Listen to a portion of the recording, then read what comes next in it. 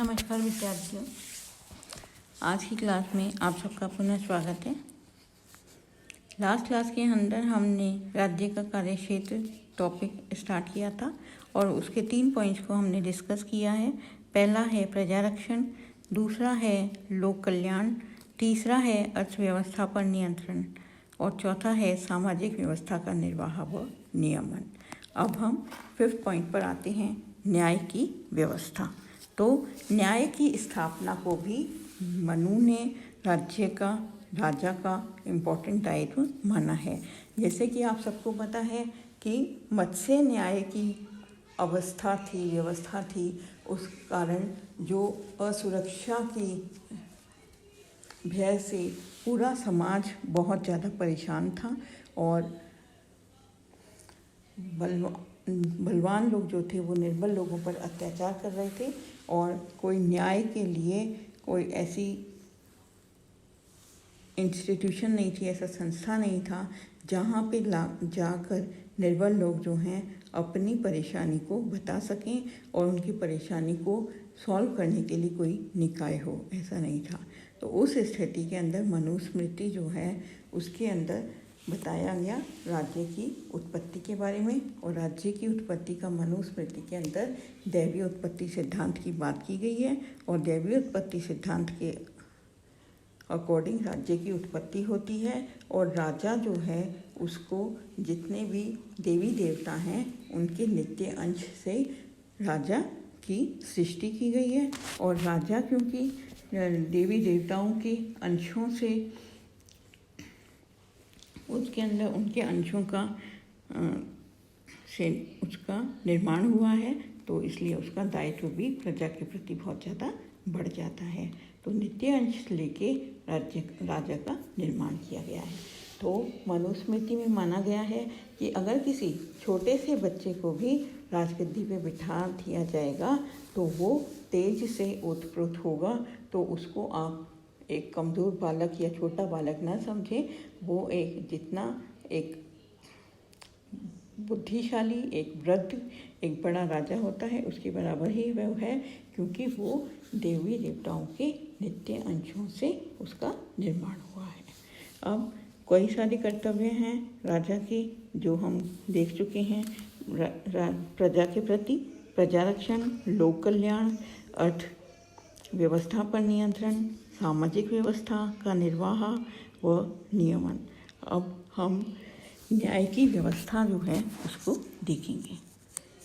मनु के अनुसार राज्य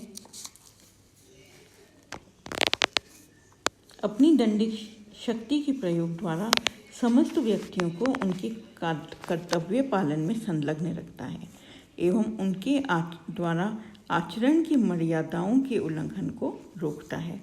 वो ये निर्देशित करता है प्रजा को कि प्रजा अपने मर्यादाओं को ऐसा कार्य करें, ऐसा आचरण करें कि वो अपनी मर्यादाओं का उल्लंघन नहीं करें। अगर वो मर्यादाओं का उल्लंघन करती हैं तो फिर उनको दांडिक शक्ति के द्वारा उनको दंड दिया जाएगा। राज्य की उत्पत्ति के प्रसंग में मनु ने संकेत दिया था कि नीति एवं धर्म पर आधारित न्याय को मत्स्य न्याय की तुलना में प्रतिष्ठित करना राज्य का परम कर्तव्य है। तो मनु के अनुसार राज्य के दंड के भय का परिणाम है कि समस्त व्यक्ति अपने अपने अधिकारों का उपयोग करने में समर्थ होते हैं और अपने कर्तव्यों से विचलित नहीं होते। तो अगर हम यहाँ पे मनु को प्लेटो से अगर हम उसकी तुलना करें, प्लेटो जब आप सब 3rd ईयर के अंदर आ जाएंगे तो वेस्टर्न पॉलिटिकल थॉट करके एक आपका पेपर होगा, पाश्चात्य राजनीतिक विचारक, और उसके अंदर प्लेटो एक थिंकर हैं और प्लेटो का नाम आपने कहीं ना कहीं ज़रूर सुना होगा। तो अगर हम यहाँ पे प्लेटो से कंपेयर करें तो यहाँ पे मनु जो है वो एक दंड का अवलंबन को इम्पोर्टेंट मानता है व्यक्तियों के आचरण को कंट्रोल करने के लिए, जबकि प्लेटो जो है वो क्या कहता है, प्लेटो भी आदर्श, जैसे यहाँ पे मत्स्य न्याय की बजाय नीति और धर्म पर आधारित न्याय की स्थापना की बात की गई है। इसी तरह से प्लेटो जो है वो आदर्श राज्य की स्थापना की बात करता है। जब प्लेटो अपने आदर्श राज्य की स्थापना की बात करता है तो वो उसमें एक न्याय की अवधारणा देता है, और न्याय की अवधारणा देते वक्त वो ये कहता है कि हर व्यक्ति जो है उसके अंदर आत्मा होती है और उसके आत्मा के 3 गुण होते हैं, और 3 गुणों के अंदर क्षुधा है, विवेक है और सैनिक तत्व है। वो कहता है कि ये तीनों तत्व, ये 3 गुण होते हैं आत्मा के, और इनमें से तीनों में से एक जो है किसी हर व्यक्ति के अंदर ज़्यादा होता है बजाय कि बाकी 2 के कंपैरिजन में। तो वो कहता है कि वो व्यक्ति वहाँ पे प्लेटो मानता है कि वो सेल्फ डिसिप्लिन है, और इसलिए प्लेटो अपने रिपब्लिक में न किसी पुलिस की बात करता है, वो न्याय व्यवस्था की बात करता है। वो कहता है कि व्यक्ति जो हैं आदर्श राज्य की जो प्रजा है वो सेल्फ डिसिप्लिन है और वो अपना कर्तव्य करेगी, और जिसके अंदर उसका इंटरेस्ट है उसी काम को करेगी, उसी कैटेगरी में समाज की उसको डाला जाएगा और वो डल जाएगा शिक्षा के माध्यम से। पर उसने न पुलिस की आवश्यकता महसूस की प्लेटो ने, और न ही उसने कोई न्याय व्यवस्था की बात की। जबकि यहाँ मनु क्या कहते हैं? मनु कहते हैं कि नीति और धर्म पे आधारित न्याय के लिए दंड की आवश्यकता है, और दंड की वजह से ही धर्म की स्थापना की जा सकती है। तो आप देख सकते हैं कि दोनों विचारकों के अंदर कंपेयर हमने यहाँ पे किया है। मनु मानता है कि यदि राज्य के द्वारा दंड का प्रयोग उचित रीति से एवं विचारपूर्वक किया जाता है तो समस्त नागरिक प्रसन्न होते हैं, परंतु अगर यदि इसका अनुचित रीति से तथा लोभ या प्रमाद के आधार पर किया जाता है तो इसके परिणाम विनाशकारी होते हैं। तो मनु स्वीकार करता है कि मनुष्य में उच्छृंखलता की प्रवृत्ति स्वाभाविक है, अर्थात दंड का भय ही व्यक्ति को न्याय और कर्तव्य के पथ पर दृढ़ रख सकता है। मनु के अनुसार राज्य के इस दायित्व के पालन के द्वारा समस्त व्यक्तियों में सुरक्षा की भावना का संचार करता है। यदि राज्य अपने इस दायित्व को नहीं निभाए तो शक्तिशाली लोग कमजोर लोगों को आक्रांत करेंगे और समाज में उचित अनुचित का भेद समाप्त हो जाएगा और सर्वत्र अन्याय व्याप्त हो जाएगा।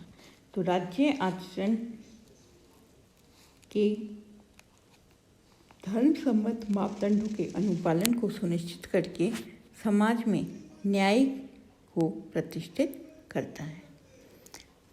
नेक्स्ट है प्रशासनिक प्रणाली का निर्वाह। प्रशासनिक प्रणाली बहुत ज़्यादा इम्पोर्टेंट होती है। अगर हम इसको आज से कंपेयर करें तो भी आप देखेंगे कि जो प्रशासनिक प्रणाली जो है बहुत इम्पोर्टेंट है। मनु ने राज्य के दायित्वों की पूर्ति के लिए एक सक्षम और संगठित प्रशासनिक व्यवस्था को अनिवार्य माना है।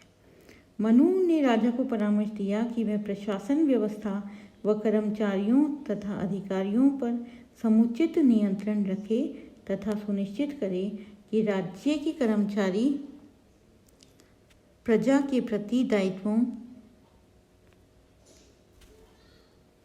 का निष्ठापूर्वक पालन करते रहें व शक्तियों के दुरुपयोग द्वारा प्रजा को पीड़ित न करें।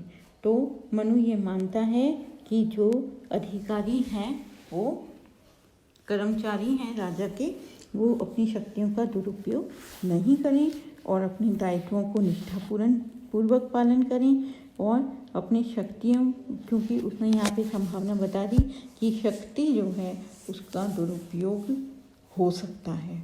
जैसे कि ब्राइस ने कहा था कि power corrupts and absolute power corrupts absolutely. शक्ति जो है वो पूरे चांसेस होते हैं कि शक्ति का दुरुपयोग हो सकता है। तो इसलिए यहाँ पे उसने पहले ही चेतावनी मनु ने दे दी है कि प्रशासन व्यवस्था व कर्मचारी और अधिकारी पर राजा का पूरा नियंत्रण होना चाहिए, जिससे कि राज्य के कर्मचारी जो हैं वो प्रजा को शक्ति के दुरुपयोग द्वारा परेशान न करें। नेक्स्ट है और बहुत इम्पोर्टेंट है परराष्ट्र संबंधों का निर्वाह। ये परराष्ट्र संबंध जो हैं ये इतना इम्पोर्टेंट है कि इस पे आपके एक अच्छा खासा मनु का हो चाहे कौटिल्य का हो एक डिटेल क्वेश्चन आता है। तो इसको आगे हम परराष्ट्र नीति को डिस्कस करेंगे। इसको आपको अच्छे से तैयार करना है, डिटेल निबंधात्मक प्रश्न आपको इस पर तैयार करना है और ये 100% ये तो आपको तैयार ही आप कर लीजिए, इसमें कोई इफ एंड बट नहीं है, ठीक है। तो ये तो एक आपका मतलब आएगा ही आएगा, आप ये मान लो। तो परराष्ट्र नीति जो है उसका आप निबंधात्मक आंसर जो है उसको आप तैयार कर लें। मनु ने परराष्ट्र नीति से है कि ये मानते हैं इंटरनेशनल रिलेशन अंतर्राष्ट्रीय संबंध में कि कोई भी राज्य जो है वो अकेला नहीं रह सकता और उसको सरवाइव करने के लिए विश्व के अंदर उसको दूसरे राज्यों के साथ में संबंध बनाने पड़ते हैं। और वो संबंध जो हैं वो शत्रुता के भी हो सकते हैं, वो मित्रता के भी हो सकते हैं। और एक राष्ट्र के दूसरे राष्ट्र के संबंध जो हैं उसको कहा गया है परराष्ट्र संबंध। तो कोई भी एकाकी उसमें नहीं रहता, उसके शत्रु भी होते हैं, मित्र भी होते हैं। तो मनु का कहना है कि राजा की हमेशा ये प्रयास होना चाहिए कि उसके मित्रों की संख्या अधिक से अधिक हो और शत्रुओं की संख्या कम से कम हो। मनु अंतर्राष्ट्रीय संबंधों के सतर्कतापूर्वक संचालन द्वारा शासन प्रजा को भारी आक्रमणों से सुरक्षित रख पाता है। परराष्ट्र संबंधों में शासक युक्ति और विवेक के प्रयोग द्वारा सुनिश्चित कर सकता है कि राज्य को अनावश्यक युद्धों में न उलझना पड़े। मनु ने अंतर्राज्यीय संबंधों के संचालन के लिए सैद्धांतिक रूपरेखा प्रस्तुत की है तथा शासक को इस संबंध में मंडल सिद्धांत, षड्गुण नीति तथा उपायों का विवेक सम्मत पालन करने के लिए निर्देश किया है। तो ये षड्गुण नीति हो गई, मंडल सिद्धांत हो गया, इन पे आपके शॉर्ट क्वेश्चन आता है। और परराष्ट्र नीति जो है उस पर आपके डिटेल क्वेश्चन आता है। तो इसको आप अच्छे से तैयार करें, मंडल सिद्धांत को और षड्गुण नीति को शॉर्ट आंसर्स के हिसाब से और परराष्ट्र नीति को बड़े आंसर के हिसाब से, निबंधात्मक प्रश्न के हिसाब से। मनुस्मृति में राज्य के दायित्वों की व्यापक परिधि का विवेचन राज्य के लोक कल्याणकारी स्वरूप को स्पष्ट करता है। कौटिल्य का अर्थशास्त्र और शुक्र नीति जैसे ग्रंथ राज्य के दायित्वों व गतिविधियों का विस्तृत विवेचन करते हैं। मनुस्मृति में राज्य के कार्यों की विस्तृत सूची प्रस्तुत नहीं की गई। मनु ने सैद्धांतिक रूप से राज्य को जनता के कल्याण के प्रति समर्पित बताकर उसके लोक कल्याणकारी स्वरूप को स्पष्ट किया। तो ये हमारा राज्य का कार्य क्षेत्र कंप्लीट हो गया है। नेक्स्ट क्लास में हम मोस्ट प्रोबेबली तो परराष्ट्र नीति ही डिस्कस करेंगे। आज के लिए आप सबका बहुत बहुत धन्यवाद।